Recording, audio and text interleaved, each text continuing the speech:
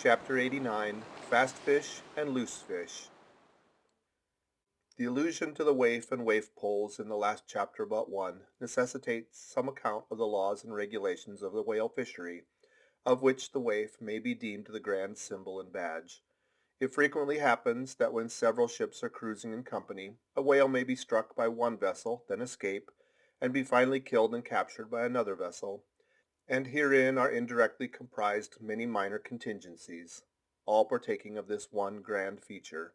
For example, after a weary and perilous chase and capture of a whale, the body may get loose from the ship by reason of a violent storm, and drifting far away to leeward, be retaken by a second whaler, who in a calm, snugly tows it alongside without risk of life or line.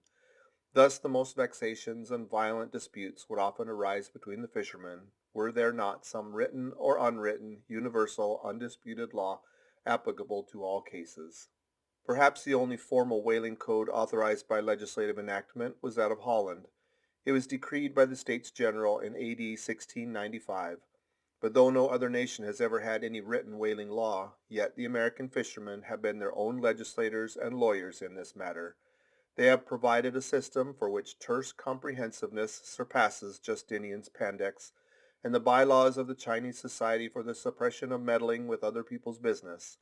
Yes, these laws might be engraven on a Queen Anne's farthing or the barb of a harpoon and worn around the neck, so small are they. 1. A fast fish belongs to the party fast to it. 2. A loose fish is fair game for anybody who can soonest catch it. But what plays the mischief with this masterly code is the admirable brevity of it, which necessitates a vast volume of commentaries to expound it. First, what is a fast fish? Alive or dead, a fish is technically fast when it is connected with an occupied ship or boat by any medium at all controllable by the occupant or occupants. A mast, an oar, a 9-inch cable, a telegraph wire, or a strand of cobweb, it is all the same. Likewise, a fish is technically fast when it bears a waif, or any other recognized symbol of possession, so long as the party waifing it plainly evince their ability at any time to take it alongside, as well as their intention to do so. These are scientific commentaries, but the commentaries of the whalemen themselves sometimes consist in hard words and harder knocks, the coke upon Littleton of the fist. True, among the more upright and honorable whalemen allowances are always made for peculiar cases, where it would be an outrageous moral injustice for one party to claim possession of a whale previously chased or killed by another party, but others are by no means so scrupulous. Some 50 years ago there was a curious case of whale trover litigated in England, wherein the plaintiff set forth after a hard chase of a whale in the northern seas, and when indeed they, the plaintiffs, had succeeded in harpooning the fish, they were at last, through peril of their lives, obliged to forsake not only their lines but their boat itself.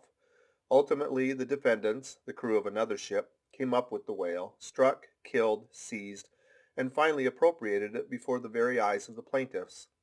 And when those defendants were remonstrated with, their captain snapped his fingers in the plaintiffs' teeth and assured them that by way of doxology to the deed he had done, he would now retain their line, harpoons, and boat, which had remained attached to the whale at the time of the seizure. Wherefore the plaintiffs now sued for the recovery of the value of their whale, line, harpoons, and boat. Mr. Erskine was counsel for the defendants. Lord Ellenborough was the judge. In the course of the defense, the witty Erskine went on to illustrate his position by alluding to a recent crim.con case wherein a gentleman, after in vain trying to bridle his wife's viciousness, had at last abandoned her upon the seas of life. But in the course of years, repenting of that step, he instituted an action to recover possession of her. Erskine was on the other side, and he then supported it by saying that though the gentleman had originally harpooned the lady, and had once had her fast, and only by reason of the great stress of her plunging viciousness had at last abandoned her, yet abandon her he did, so that she became a loose fish, and therefore when a subsequent gentleman re-harpooned her, the lady then became that subsequent gentleman's property, along with whatever harpoon might have been found sticking in her. Now in the present case, Erskine contended that the examples of the whale and the lady were reciprocally illustrative of each other.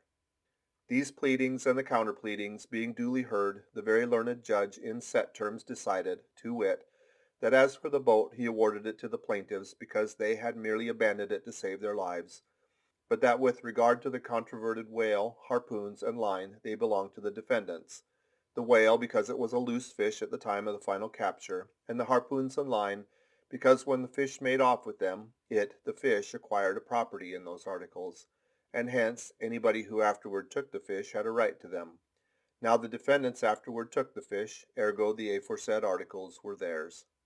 A common man looking at this decision of the very learned judge might possibly object to it, but plowed up to the primary rock of the matter, the two great principles laid down in the twin whaling laws previously quoted, and applied and elucidated by Lord Ellenborough in the above-cited case, these two laws touching fast fish and loose fish, I say, will on reflection be found the fundamentals of all human jurisprudence.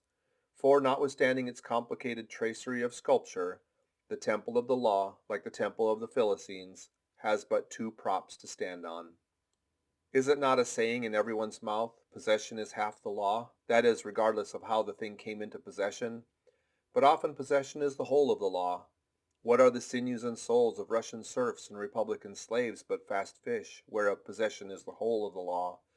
What to the rapacious landlord is the widow's last mite but a fast fish? What is yonder undetected villain's marble mansion with a door-plate for a waif? What is that but a fast fish? What is the ruinous discount which Mordecai the broker gets from poor Woebegone the bankrupt on a loan to keep Woebegone's family from starvation? What is that ruinous discount but a fast fish?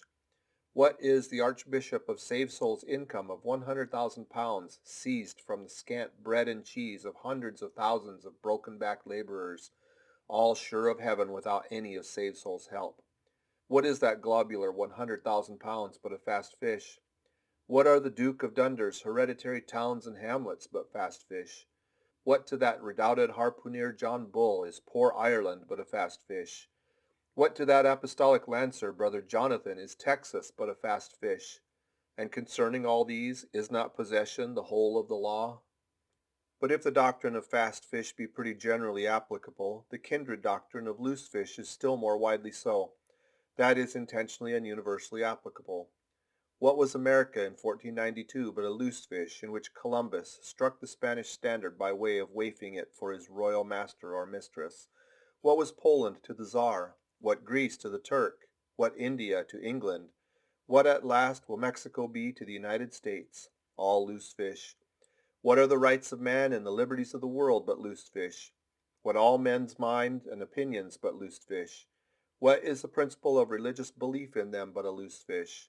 What to the ostentatious, smuggling verbalists are the thoughts of thinkers but loose fish? What is the great globe itself but a loose fish? What are you, reader, but a loose fish and a fast fish too? End of chapter 89.